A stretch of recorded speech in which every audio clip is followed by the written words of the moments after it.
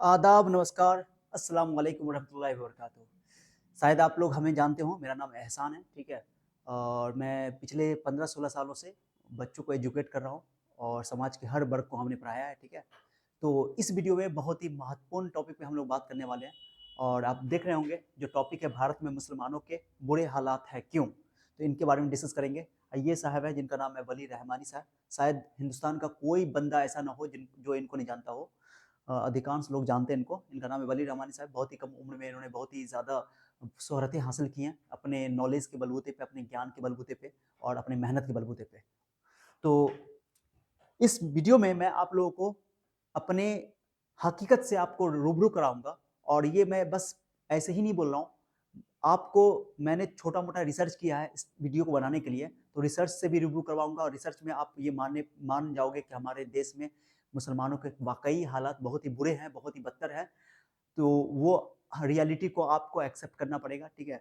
तो पूरा वीडियो इसके लिए देखना पड़ेगा आपको। कौन-कौन सी कमिटी हमारे भारत सरकार की तरफ से बनाई गई थी, उनकी क्या-क्या सिफ़ारिशें थी हमारे मुस्लिम यानी कि माइनॉरिटी के प्रॉब्लम को सॉल्व करने के लिए, वो सारी बातें करेंगे और लास्ट में मैं आपको अपने जो हालात हैं अपने हिंदुस्तान में अपने इस हालात को सुधारने के लिए कुछ सॉल्यूशन भी अपनी तरफ से मैं आपको सुझाव के तौर पे बताऊँगा। अगर हम लोग उसको फ़ॉलो करते हैं, ये सिर्फ़ मेरे सुझाव नहीं है बल्कि बहुत बड़े-बड़े लोग और जो पढ़े-लिखे लोग हैं उनका भी सुझाव यही है। तो अगर उसको फ़ॉलो करते हैं तो हमारा कौम का हालात थोड़ा बेहतर होगा। तो इन्होंने कहा था गाइज़, वली रहमानी साहब ने अपने एक इंटरव्यू में, ओके, एक स्पीच में कि अगर मेरे पास फ़तवा जारी करने की शक्ति होती, तो मैं फ़तवा जारी करता कि अगले 50 वर्षों तक मुसलमानों के लिए मनोरंजन प्रतिबंधित रहेगा। ये वली रहमानी साहब है जो एक इन्फ्लुएंसर हैं, ओके, बहुत ही नॉलेजेबल है और इनको हर चीज़ का ज्ञान है। तो इन्होंने कहा था कि अगर मुझे ये हक होता, अधिकार होता कि अगर फ़तवा जारी किया करने का अधिकार होता, तो मैं अपने अपने मुसलमान के लिए ये फ़तवा जारी करता कि आने वाले 50 सालों तक अपने मुसलमानों के बच्चों पे मुसलमानों के लिए मनोरंजन यानी कि एंटरटेनमेंट जो है वो हराम है। ये इन्होंने कहा था कि सोचिए कि किस कदर का हालात है और ये लोग बहुत ही बेहतरीन तरीके से बात को समझते हैं, हकीकत को समझते हैं और इस दिशा में ऐसा नहीं है कि हमारे इस कौम में जितने हर लोगों का यही बुरा हाल है, हमारे कौम में लोग बड़े लोग नहीं है, पढ़े-लिखे लोग नहीं, ऐसा नहीं मैं बोल रहा हूँ। लेकिन हालात जब अपने कौम की बात होगी, तो हालात सही मायने में बहुत ही बदतर हैं और ये हम लोग समझ भी पा रहे हैं और लोग जानते भी हैं कि हर चीज़ से चाहे एजुकेशनली हो, चाहे फ़ाइनेंशियली हो, हर अपने भारत के हर क्षेत्र में हिंदुस्तान का मुस्लिम जो है वो पिछड़ा हुआ है और वो पीछे है। तो उसकी वजह क्या है? तो वो वजह में पहले तो हम लोग क्या करते हैं, वजह तो आप लोग जानते हो कि बहुत सारी जो चीज़ें हैं उसमें खास तौर से एजुकेशन सबसे इम्पोर्टेंट है। फ़ाइनेंशियली कंडीशन हमारा वीक है, ओके? और भी बहुत सारी चीज़ें जो हमने जो कमियाँ हमारे अंदर है, वो बहुत सारी चीज़ें जो हम जानते हैं अच्छा से। लेकिन उस कमियों को दूर करना है, उसके लिए हम लोग बात कर सकते हैं, डिस्कस कर सकते हैं और रियलिटी को एक्सेप्ट करना पड़ेगा इस बात को कि सही मायने में बहुत ही बदतर हालात है हमारे, चाहे युवाओं का हाल हो, चाहे हमारे अ, ब ब बच्चों का हाल हो, बच्चियों का भी यही हाल है और बड़ों में भी जो है हमारे बड़ों का बच्चों पे जो असर था, जो प्रभाव था वो ख़त्म हो गया है। तो ये जो चीज़ें हैं जो ख़त्म हो रही हैं और बच्चों के अंदर जो तहज़ीब, तमीज़ ख़त्म हो रहा है, वो उसका असर हमारे कौम के तरक्की पे भी पड़ रहा है और हमारे देश का भी हालत बहुत बुरा हो रहा है। ओके, तो इसके लिए क्या है कि देखिए सबसे पहले हमारे देश में मैं कुछ रिसर्च करके लाया हूँ, उसको आपके सामने पढ़ूँगा। थोड़ा आप लोग का ये टाइम चाहता हूँ, वक़्त कीमती वक़्त चाहता हूँ। आप लोग सुनेंगे तो आपको बहुत ही अच्छा ज्ञान भी मिलेगा, नॉलेज भी मिलेगा और इसके लास्ट में हम लोग सजेशन भी करेंगे और इस हालात में कुछ सुधार किया जाए उसके लिए दुआओं के साथ-साथ, बड़े लोगों की दुआओं के साथ-साथ हम लोग क्या-क्या सुधार में अपनी तरफ से, हम अपने संस्थान की तरफ से योगदान दे रहे हैं या देंगे आगे, वो सारी बातें भी आपसे मैं शेयर करने वाला हूँ, ठीक है? तो जैसा कि आपको पता है कि भारत एक धर्मनिरपेक्ष देश है, एक सेक्युलर कंट्री है, यानी कि यहाँ हर धर्म के लोग, हर धर्म के मानने वाले लोग आराम से, आज़ादी से रह रहे हैं, ठीक है? लेकिन प्रॉब्लम क्या है कि हमारा जो जो हमारे यहाँ सिस्टम है, उसपे सारे अच्छे से हर तबके पे काम नहीं किया गया। कैसे नहीं किया गया वो देखो, यहाँ लिखा हुआ है। हाँ, जहाँ विभिन्न धर्मों के लोग मिल-जुल के रहते हैं, यहाँ मुख्य रूप से हिंदू, मुस्लिम, सिख, ईसाई, जैन, बौद्ध, पारसी, यहूदी धर्म के लोग भी यहाँ रहते हैं। यानी कि सबको पता था कि जैन, बौद्ध, पारसी, सब ईसाई और मुस्लिम, हिंदू सारे रहते हैं। हिंदू मेजॉरिटी में है हमारे हिंदू भाई और उसके अलावा जो मुस्लिम जो है वो आपको सेकंड मेजॉरिटी बोल सकते हैं, दूसरे नंबर पे और माइनॉरिटी में सबसे ज़्यादा नंबर में है। ओके?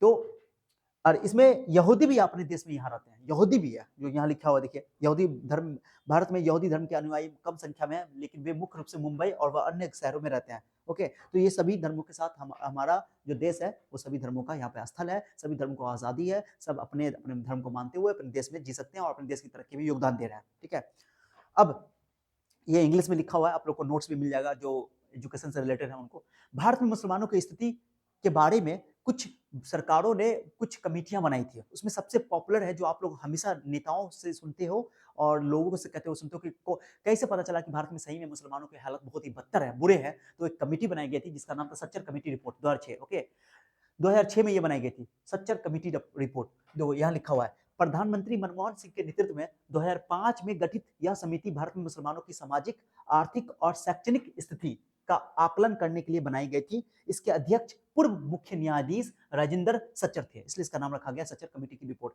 2005 में ये समिति गठित की गई थी। ओके, मुख्य निष्कर्ष, अब इस कमेटी की तरफ से जो निष्कर्ष निकाला गया, जो नतीजा जो निकाला गया था, ओके, स्टडी करने के बाद, अध्ययन करने के बाद, मुसलमानों की साक्षरता दर राष्ट्रीय औसत दर से कम थी। अब क्यों बदतर हालत है, आप देखिए, ये रिपोर्ट है, ये डेटा है, ये इसको आप और हम झुटला नहीं सकते हैं। ठीक है, और ये जमीनी स्तर पर दिखता भी है। मुसलमानों की साक्षरता दर राष्ट्रीय औसत दर से कम थी, माने एजुकेशन उसमें बहुत कम। ओके, सरकारी नौकरियों में मुसलमानों की भागीदारी का मात्र 4.9% थी। सोचो कितना कम है, 5% से भी कम है। ओके, शहरी क्षेत्रों में मुसलमानों की आर्थिक स्थिति कमजोर थी और उनके पास बैंकिंग सेवाओं तक कम पहुंच थी। स्वास्थ्य सेवाओं और बुनियादी सुविधाओं के मामले में मुसलमानों को अन्य समुदायों की तुलना में कम लाभ मिला। अब सोचिए कि कहते कि इस कंडीशन में भारत का मुसलमान है कि जो हिंदुस्तान में जो सबसे छोटी जाति रहती है, जैसे आप लोग सुने होंगे ओबीसी, एससी एसटी जो शेड्यूल ट्राइब है, शेड्यूल कास्ट है, जो अति पिछड़ा है, हमारे अन्य धर्मों के जो लोग हैं, उनमें सबसे छोटी जाति जो अति पिछड़ा जाति है, उससे भी बदतर हालात में भारत का मुसलमान है। और ये कभी रिपोर्ट आपको सच साबित कर रहा है। देखो यह उसके बाद इस सच्चर कमेटी की रिपोर्ट हो गई। अब उनकी दूसरी जो रिपोर्ट है वो है Ranganath Mishra commission report. Ranganath Mishra commission की स्थापना 2004 में हुई थी। यह आयोग विशेष रूप से सामाजिक और धार्मिक अल्पसंख्यकों की स्थितियों का आकलन करने के लिए बनाया गया था। मुख्य निष्कर्ष वही बात कि मुसलमानों और अन्य धार्मिक अल्पसंख्यकों को सामाजिक आर्थिक रूप से कमजोर ओबीसी के रूप में पहचाना जाए। ओके, बन के वही चीज है कि उनके हालात को सुधारने के लिए क्या क्या उनके लिए किया जा सकता है, वो चीजें इन्होंने दी थी। दूसरा है रिपोर्ट आपको अमिताभ कुंडू कमेटी रिपोर्ट 2014। योजना आयोग द्वारा बनाई गई इस समिति का उद्देश्य था कि मुसलमानों की स्थिति का मूल्यांकन किया जाए और सच्चर कमेटी की सिफारिशों के बाद हुए सुधारों को विश्लेषण किया जाए, जो सुधार हुए उसका विश्लेषण किया जाए। ये अमिताभ कुंडू कमेटी रिपोर्ट का एम था। मुख्य निष्कर्ष, मुसलमानों की स्थितियों में पिछले 8 वर्ष में कुछ सुधार हुए थे, कुछ सुधार हुए हैं। ओके, लेकिन वे अभी भी राष्ट्रीय औसत से पीछे थे, अभी भी पीछे है। शिक्षा और कौशल विकास कार्यक्रमों के तहत कुछ प्रगति हुई थी, लेकिन सुधार की गति धीमी थी। कई सरकारी योजनाओं और कार्यक्रमों का लाभ जमीनी स्तर पर मुसलमानों तक पर्याप्त रूप से नहीं पहुंचा। माने जो भारत सरकार ने जो योजनाएं बनाई थी, इस रिपोर्ट को देखते हुए वो योजनाओं का लाभ डायरेक्टली हमारे मुस्लिमों को नहीं मिल पाया। ओके, जिससे हालात उनकी बदतर की बदतर रह गई और सुधार नहीं हुआ। बहुत ही कम, धीरे धीरे सुधार हुआ, लेकिन बहुत कम सुधार हुआ। हालात वैसे के वैसे हैं। अभी तो ऐसे हालात है कि और बदतर हालात है हमारे हर कंडीशन में। ओके, ये सब रिपोर्ट जो है हकीकत है। ओके, और ये हम आपको बता दें कि हमारे मदरसा के बच्चे हैं। ओके, ये आलिम बन रहे हैं, हाफिज बन रहे हैं, कितनी बड़ी बात है। लेकिन मदरसा के हालात आपको पता है कि जब तक, अब ये सुधार पे हम लोग आ रहे हैं इस टॉपिक पे, कि अब मैं आपको एक चीज बताना चाहता हूँ कि मदरसा के यहाँ पढ़ाई के पीछे क्या हालत है, वहाँ कितनी दिक्कतें हैं लोगों को, पैसे की दिक्कत है, वहाँ पे संसाधन नहीं है, बच्चे केवल दीनी तालीम ले रहे हैं। दीनी तालीम बहुत जरूरी है, बहुत जरूरी है, लेकिन दीनी तालीम के साथ दुनियावी तालीम भी बहुत जरूरी है।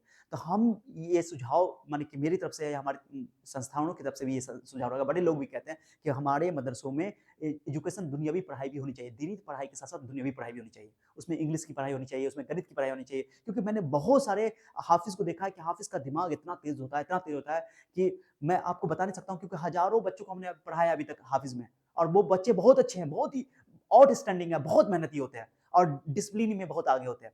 लेकिन उनके साथ क्या है कि जब वो हाफिज बनकर निकलते हैं, उनका हाथ खाली होता है, क्योंकि उनके पास हिंदी का नॉलेज नहीं होता है, इंग्लिश का नॉलेज नहीं होता है, मैथ का नॉलेज नहीं होता है। तो उनको अगर पहले से पढ़ाया जाए तो उनका बेस ठीक होगा। बेस ठीक होगा तो यहाँ पर 9th-10th में अच्छा कर सकते हैं, फिर 11th-12th में अच्छा कर सकते हैं, मेडिकल में जा सकते हैं। जा रहे हैं, ऐसा नहीं कि नहीं जा रहे हैं, लेकिन मैक्सिमम नहीं जा रहे हैं और उनका बहुत बुरा हाल है। वो अपने हालात को कैसे सुधारेंगे, आप बताइए। आप जब वो हाफिज बन के, आलिम बन के आएंगे, उनका हाथ खाली रहेगा। ओके, और हम लोग, हमारे समाज में आलिमों का और हाफिजों का इज्जत नहीं कर रहे हैं हम लोग। सबसे बड़ी कमी है हम लोग के अंदर। हमारे हाफिजों की, हमारे आलिमों की इज्जत हम लोग को करनी पड़ेगी, तभी जाकर के हम लोग इस सुधार में थोड़ा आगे बढ़ेंगे। ओके, और उनकी हालात को सुधारने के लिए मदरसा में कुछ हम लोगों को और अच्छा से ध्यान देने की जरूरत है। हमारे जो बड़े लोग देख रहे हैं, जो जिम्मेदार लोग हैं, हम लोगों की हालात के खराब होने के पीछे मोदी जी जिम्मेदार नहीं है या सरकारें जिम्मेदार नहीं है। जो है उनका जो भी परसेंटेज है बहुत कम है, लेकिन सबसे मेन जिम्मेदार हम लोग हैं। जब तक हम लोग अपने आप को सुधारेंगे नहीं, तब तक ठीक नहीं होने वाले गाइस। हमारे लोगों ने हम लोगों को लूटा है। जो भी नेता जो अल्पसंख्यक के हैं, मुस्लिम नेता है, वही उल्टा हम लोगों को लूटा है कि हमारी हमारी योजनाओं को हम तक पहुंचने नहीं दिया है। लूट खसोट उन्होंने बहुत किया है। ओके, तो यही चीज है कि हमारी हालत नहीं सुधर रहे हैं। तो ये मदरसे के बच्चे, जो आप जानते हैं कि मदरसे के बच्चों का क्या हालत होता है, कितने गरीब लोग वहाँ पहुँचते हैं। और हम लोग को जब बताया जाता है कि हम लोग अपना खर्च मदरसों में दें, तो आजकल बहुत सारे लोग हैं जो नहीं दे पा रहे हैं, नहीं दे रहे हैं, वहाँ बोले कि गलत काम हो रहा है। तो वो तो ऊपर वाले पे छोड़ दीजिए जो हो रहा है, लेकिन आप अपना सपोर्ट करते रहिए। ओके, खास उस जहाँ मदरसे अच्छी पढ़ाई हो रही है, जहाँ उर्दू के साथ साथ दीनी तालीम के साथ साथ दुनियावी तालीम भी हो रही है, मैथ भी पढ़ाई हो रही है, साइंस भी पढ़ाई हो रही है, और मदरसा में ये बहुत सारे मदरसा में ऐसा हो रहा है, ऐसा नहीं हो रहा है, हो रहा है। अब बच्चे वहाँ से निकल रहे हैं, बहुत ही ब्रिलियंट बच्चे निकल रहे हैं, तो उनको सपोर्ट करने की जरूरत है हम लोगों को। ठीक है,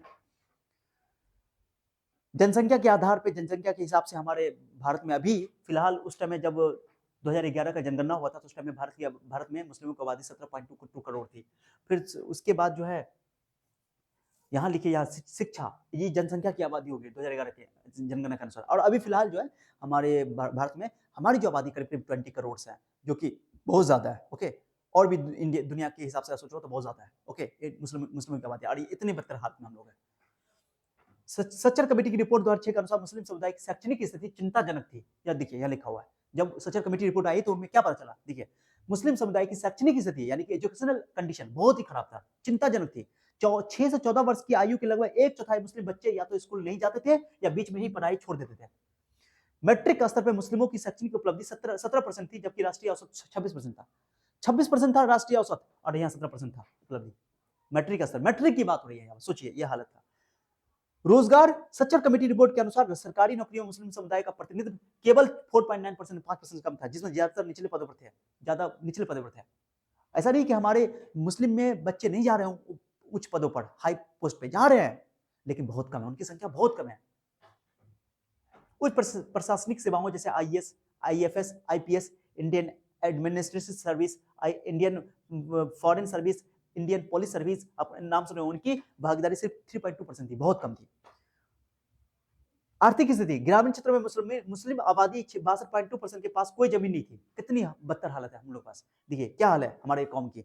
जबकि राष्ट्रीय औसत 43% था, 43% था, और इतने लोगों के पास नहीं था। 43% राष्ट्रीय औसत था।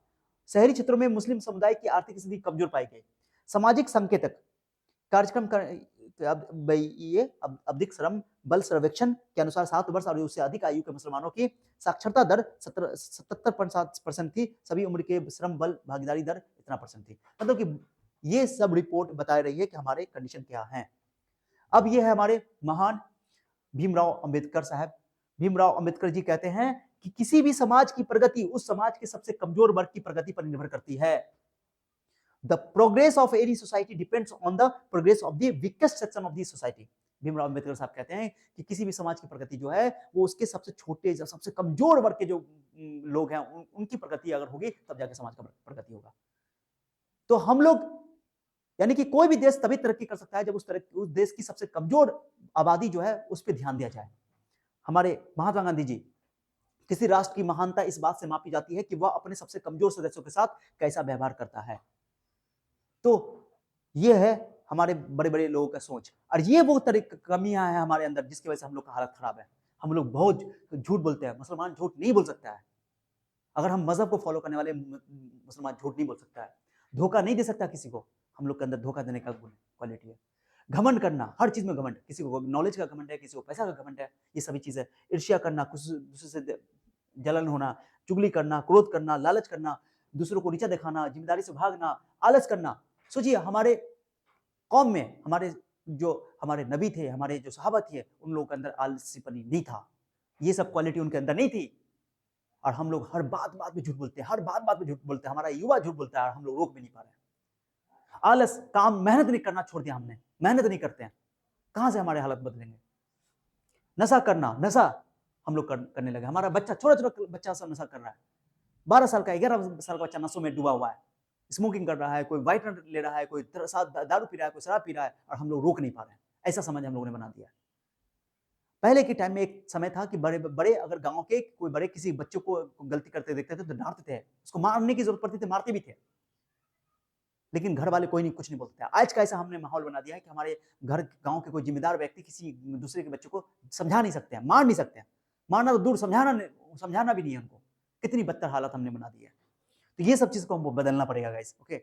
हमारे दूसरों को अपमान करना, गलत संगत में रहना, बानी बनी आवाज़, किसी को कुछ से कुछ बोल देते हैं। नफ़रत, सबके साथ नफ़रत, स्वार्थी होना, ये सब है। अब मैं सॉल्यूशन जो आपको बताना हूँ कि अगर हम लोगों ने इस सब चीज़ को फ़ॉलो किया, सबसे पहला चीज़ जो समाधान होगा, हम आपको सॉल्यूशन बता रहा हूँ, वही मोटा-मोटी समाधान है। सबसे पहला समाधान मेरे हिसाब से, हम जो जितना भी ज़िंदगी जी हम ये सीखे कि अगर हमें अपने हालात को बदलना है, अपने कौम की तरक्की में योगदान देना है, तो सही मायने में हम लोगों को ऊपर वाले से अपना रिश्ता जोड़ना पड़ेगा। अब ये रिश्ता दिखावा नहीं होना चाहिए। कोई आपका रिश्ता ऊपर वाले से कैसा है, दूसरा तय नहीं करेगा, ये आप तय करेंगे। आपकी तरक्की तय करेगी, आपका दिल तय करेगा।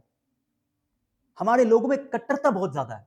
कोई नहीं देख रहा है कि वहाँ नहीं जा रहा है, वहाँ नहीं जा रहा है, वहाँ नहीं जा रहा है, वो वर्शिप नहीं कर रहा है, वो वर्शिप नहीं कर रहा है, तो दूसरे पे उँगली उठा रहे हैं। नहीं, हमारा मज़हब ऐसा नहीं सिखाता है। उसके लिए दुआ कीजिए। दूसरे पे उँगली उठाने से पहले अपने आप को सँभालिए। हम लोग सब हमेशा दूसरे पे उँगली उठाते हैं। अब कट्टरता हमारे अंदर है। कहते हैं कि सख्ती थोड़ी लाज़िम है, पर पत्थर होना ठीक नहीं। सख्ती थोड़ी लाज़िम है, पर पत्थर होना ठीक नहीं। हिंदू मुस्लिम ठीक है साहब, पर कट्टर होना ठीक नहीं। दूसरों को गलत नहीं कहना है। आप अपने पर काम करें। हम अपने आप पे काम करेंगे, आप अपने पे काम करें, अपने बच्चों पे काम करें, अपने आप सुधर जाएगा सारा देश। हमारा कौम का हालत भी ठीक हो जाएगा। तो ये सबसे पहले कि ऊपर वाले से हम लोग को ताल्लुक बनाना पड़ेगा और ताल्लुक दिल से होना चाहिए। दिखावा के लिए नहीं होना चाहिए ताल्लुक। हमारे लोग सब बड़े-बड़े लोग जो हमारे घर गाँव मोहल्ले में बड़े-बड़े लोगों का जो मामलात बिगड़े हुए हैं, जो टीचर हैं या बड़े-बड़े पोस्ट पर हैं, पढ़े-लिखे लोग हैं, उनका भी हाल है कि उनके मामलात ठीक नहीं है। ज़मीनी विवाद है, ये मामला है, गाँव घर में कोई बड़े लोग हैं, ताकतवर लोग हैं, गरीब लोगों को मार रहे हैं, पीट रहे हैं, कैसे हालात सुधरेंगे? ऐसे कैसे हम लोग मुसलमान कहने लायक हैं? हमारा मज़हब बहुत ही सॉफ्ट है। हमारा मज़हब दूसरों को बुरा कहने की इजाज़त नहीं देता है, दूसरों को नीचा गिराने की इजाज़त नहीं देता है, सबका इज़्ज़त करना सिखाता है। समाधान मैंने बताया, पहला समाधान आपको कि हम सभी को अपने ऊपर वाले से रिश्ता को जोड़ना पड़ेगा, स्ट्रॉन्ग करना पड़ेगा, वो भी दिल से, किसी को दिखाने की ज़रूरत नहीं है। शिक्षा, एजुकेशन नंबर 1 है, एजुकेशन तो हर हाल में चाहिए। इमरान प्रतापगढ़ी साहब ने उनकी कविता है कि वक़्त की ये ज़रूरत समझ लो, बिना पढ़े अब गुज़ारा नहीं है, न कोई रहनुमा, न कोई रहबर अब तुम्हारा नहीं है। लफ्ज़ इक़रा से जिनके कुरान की शुरुआत हो रही हो, वो कौम रह जाए जाहिल, ऐसा खुदा को गवारा नहीं है। क्या उन्होंने ये लिखा है? तो सोचिए कि अभी वक़्त है, माने अभी वक़्त की डिमांड है कि हम लोग सारी एंटरटेनमेंट को, एन्जॉयमेंट को छोड़ कर के अपने कौम के लिए, अपने देश के लिए, देश को बचाने के लिए, अपने देश की तरक्की में योगदान दें। हर जगह हम लोग पहुँचे, हर जगह। देश के हर सिस्टम के अंदर पहुँचे। कोई आईएएस बने, कोई आईपीएस बने, कोई टीचर बने, कोई प्रोफेसर बने, अपनी ज़िम्मेदारियों से भागे नहीं और मेहनत करना ना छोड़ें। तो ये एजुकेशन सबसे मोस्ट पावरफुल थिंग है जो अपने हालात को हम बदल सकते हैं। हमारे युवा को एजुकेशन ले रहे हैं, ऐसा नहीं ले रहे हैं। ले रहे हैं, बहुत सारे लोग अच्छा कर रहे हैं, लेकिन हमें उठना पड़ेगा, सही एजुकेशन लेना पड़ेगा, नीट की तैयारी करनी पड़ेगी, जेईई की तैयारी करनी पड़ेगी, आईएएस की तैयारी करनी पड़ेगी, लोगों को ज्ञान देना पड़ेगा। इस सफर में हमसे जो हो पाएगा हम करेंगे। पिछले 16 सालों से हम एक क्रांति हम लोग लेकर आए हुए हैं। अपने मोहल्ले से हमने हजारों बच्चों को पढ़ाया ऑफलाइन में और 4-5 सालों से मैं ऑनलाइन जुड़ा हुआ हूँ। ऑनलाइन के माध्यम से मैं हर बच्चों को पढ़ाता हूँ, हर तरह के बच्चों को, समाज के हर तबके के, हर धर्म के लोगों को मैंने पढ़ाया है। अब हमारी ज़िम्मेदारी है कि जो तबका कमज़ोर है, उसको भी ध्यान दिया जाए। हर तरीके से हेल्प करेंगे, चाहे वो फाइनेंशियली हेल्प हो, हेल्प करेंगे। एजुकेशनल हेल्प तो करेंगे ही करेंगे। हमारी संस्था से जहाँ तक होगा करेंगे, कर रहे हैं हम लोग। और जो भी हाफ़िज़ लोग हैं, जो भी आलिम लोग हैं, जिनको साइंस से पढ़ना है, हमारा संस्थान आपको सपोर्ट करेगा हर हाल में, आपको हर संभव कोशिश करेगा। और हम लोग बहुत सारे हाफ़िज़ों को यहाँ से निकाल चुके हैं। हाफ़िज़ बहुत मेहनती होते हैं, बहुत डिसिप्लिन उनके अंदर होता है। वो अगर पढ़ेंगे तो ज़रूर एक अच्छा करेंगे। तो उनके लिए भी हम लोग व्यवस्था किए हुए हैं। कि आप लोग ऑनलाइन जुड़ सकते हो, पूरे बिहार से, पूरे इंडिया से आप जुड़ सकते हो। आप लोगों को नीट का तैयारी, जेईई का तैयारी, मैथमेटिक्स, साइंस, फिजिक्स, साइंस में फिजिक्स, केमिस्ट्री, बायोलॉजी सब पढ़ाया जाएगा अपने इस चैनल के ऊपर। आपसी मतभेद को खत्म करना है। अगर चाहते हैं कि अपने हालात सुधरे तो आपसी मतभेद को खत्म करना पड़ेगा। जो झगड़ा, लड़ाई पीट, मारपीट जो किए हुए हैं, इसको खत्म करना पड़ेगा। अपने घर में ही कोई भाई भाई से झगड़ा किया हुआ है, कोई अपने चचेरा भाई भाई से झगड़ा किया हुआ है, कोई केस चल रहा है, तो वो कौम कैसे तरक्की करेगा? वो जिंदगी भर तो इसी में मारपीट में ही लगा हुआ है, कैसे काम चलेगा? आपस में घर घर में बगल में पड़ोसी है, उनसे बात नहीं हो पा रही है। हमारे कौम तो ऐसा नहीं, हमारे इस्लाम तो नहीं सिखाता ऐसा कि कैसा हमारा रिश्ता होना चाहिए पड़ोसी के साथ, हमारे अपनों के साथ। तो ये केस जितने भी हो चुके हैं, मारपीट होगी, सबको खत्म करना पड़ेगा, अपने ईगो को हटाना पड़ेगा और मिलजुल कर रहना पड़ेगा सबसे। तब जाकर के हम लोग अपना हालात सुधार सकते हैं। एजुकेशन नंबर 1, दूसरा नंबर के आपसी मतभेद को खत्म करना पड़ेगा। रिजॉल्विंग डिफरेंसेस, लेन देन को क्लियर रखना पड़ेगा। हमारे बड़े बड़े लोग, अच्छे लोग जो अपने आप को कहते हैं कि सो कॉल्ड टीचर हैं, नॉलेजेबल है, बच्चों को पढ़ाते हैं, उनका पैसा नहीं देते हैं, टीचर को पैसा नहीं देते हैं, पढ़ाई की अहमियत ही नहीं है उनके नजर में, पैसा का लेन देन सही नहीं है। कोई कर्ज लेकर रखा हुआ है तो कर्ज उनका क्लियर नहीं मामला है। माने कि ये कौम कैसे तरक्की कर सकती है? कर्ज लेकर के बैठा हुआ है, कर्ज और ले रहा, डूबते जा रहा, बर्बाद होते जा रहा है। लेन देन का मामला तो अच्छे नहीं है, किसी का ले लिया, कहा नहीं देंगे, जाओ। ये क्या होता है? तो ये लेन देन का मामला हमारी कौम को क्लियर रखना चाहिए, तभी जाके कोई भी कौम जो भी तरक्की किया उनके अंदर इक्वालिटीज हैं गाइस। मेरे प्यारे भाइयों और बहनों, ये है लेन देन को क्लियर रखना पड़ेगा। कड़ी परिश्रम, मेहनत से नहीं भागना है, मेहनत चाहे दिन और रात करना पड़े, मेहनत करिए मेहनत, तब जाकर यहां तक पहुंचेगा, तभी जाकर के अपने हालात को बदल सकते हैं आप। सबके साथ प्रेम से पेश आना, सबके साथ प्रेम से पेश आना है, किसी से नफरत नहीं करना है। कोई नफरत कर रहा है तो नफरत का जवाब नफरत नहीं हो सकता है। हमारे कुछ लोग हैं जो कट्टर लोग हैं, कट्टर हो गए, दूसरों को गलत कह रहे हैं, कट्टरता सिखा रहे हैं। नहीं हो, हमारा मजहब ऐसा नहीं है, हमारा इस्लाम ऐसा नहीं है जो कट्टर सिखाए, कट्टरता नहीं सिखाता हमारा इस्लाम। सबसे मोहब्बत से पेश आना है। तब एक आदमी जलता हुआ दिखाई दे, उसके कैरेक्टर में दिखना चाहिए, तो कैरेक्टर से दिखना चाहिए कि वो मुसलमान है। दूसरे को नफरत नहीं करना किसी से। कोई दूसरा जितना भी नफरत कर ले, हम उसके बदले में नफरत नहीं करेंगे, मोहब्बत से रहेंगे, तभी जाकर के अपने हालात को बदल सकते हैं।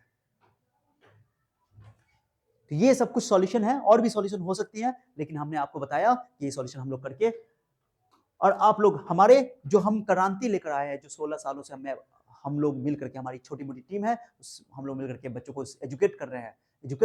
ओके, तो आप लोग का सपोर्ट चाहिए। जहां तक आप लोग पहुंचाओ इस वीडियो को, और हम लोग मिल करके अपने समाज को और ऊंचा करेंगे, कौम को ऊंचा करेंगे। और अपने जो भी समाज के, हमारे हर धर्म के लोगों को हमने पढ़ाया है, हमारे अपने संस्थाओं के थ्रू सेवाएं दी हैं, वो देते रहेंगे हमेशा।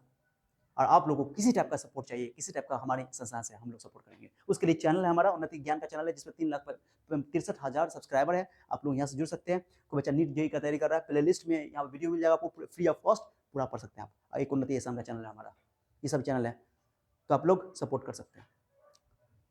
और आपको अगर मेरी बात का कोई बात का बुरा लगा हो, बहुत सारे लोग बोलते हैं कि सर आप अपने कौम के बारे में ही बुराई कर रहे हैं। बुराई नहीं है, हकीकत है, रियलिटी है। आपको एक्सेप्ट करना पड़ेगा, हमको एक्सेप्ट करना पड़ेगा, और इस पर काम करना पड़ेगा हम लोग को। और जो सुझाव होगी आप लोग सुझाव दीजिए, और हमको और बताएंगे आप लोगों के लिए। कुछ आपका सुझाव होगा कि सर आप क्या कर रहे हैं, तो हम क्या क्या कर सकते हैं आपके लिए, वो भी बताएंगे। जो भी आपके अगल बगल में कोई बच्चे ऐसे हैं जो हाफिज हैं, मौलवी हैं, पढ़ाई नहीं कर पा रहे हैं, उनको पैसा की दिक्कत है, तो पढ़ाई करना चाहते हैं, साइंस को पढ़ना चाहते हैं, तो आप हमको बताइए, हम हेल्प करेंगे, सपोर्ट करेंगे उनको। हमारी टीम सपोर्ट करेगी जहां तक हमसे होगा। कर रहे हैं हम लोग अभी तक 16 साल से पिछले हजारों बच्चों को हमने पढ़ा दिया है, हजारों बच्चों को पढ़ाया हमने। तो आप लोग का सपोर्ट चाहिए, सपोर्ट कीजिए। और इसी तरह के वीडियो के लिए आप लोग ये चैनल से जुड़िए, और अपने लोगों में इसको शेयर कीजिए, दोस्तों को बताइए। और भी कोई आपका सुझाव हो तो आप सुझाव दीजिए, वेलकम है, आपका स्वागत है इसके लिए।